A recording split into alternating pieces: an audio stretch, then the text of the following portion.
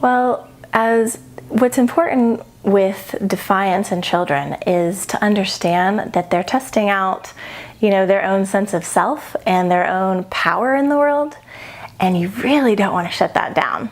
So that's such a beautiful thing. That's the thing that's going to allow them to say, no, this is wrong, and to stand up for what's right in the world, and to stand up to a bully, and to have a sense of self and a sense of that what they want matters and that they can go after it.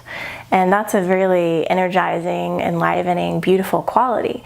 So it can be annoying as a parent to have your kid saying no all the time and resisting everything. But I just think it's such an important quality to nurture. And in terms of getting them to do what you want ultimately, you want to avoid a power struggle.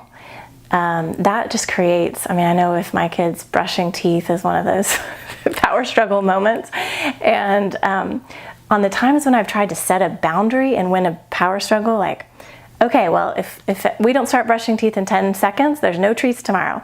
And then, there's a fit, and it's like, okay, well, there's no treats tomorrow. And then there's a bigger fit. And then we spend the next half hour like having kind of yucky energy and getting them back together. And the whole point was to get them to sleep earlier, and now they're asleep later. And we had an unpleasant experience, which bedtime can be so beautiful. So, I learned really quickly as a parent, and it's really true with all the psychological understanding of children, that you want to avoid a power struggle really almost at all cost. And instead redirect and make it into a game. Like maybe brushing teeth can be more fun, and we march in there, and whoever does it the fastest, wins or something, and we're racing to bed, and I'm a monster and I'll chase you. So creating an environment that supports having the outcomes you want, but not facing them head on and having a power, like you're gonna make them do what you want. I think that's the key. Find some other way.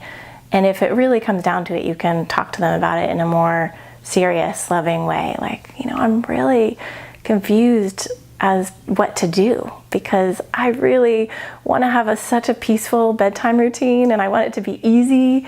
But you seem to not want to brush, but I have to get you brushed, because it's important, for your hygiene. And, you just talk to them about it and say, what can we do together? Because I want it to be loving and fun. Is there some way that we can work this out? So you start to kind of get on their team.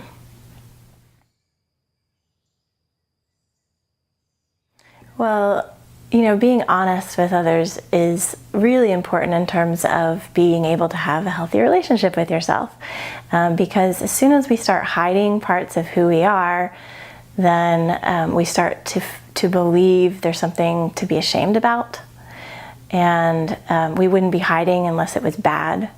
And so that becomes very toxic and starts to erode our sense of self and peace in the world. So being who you are and being authentic is really important in terms of your mental health.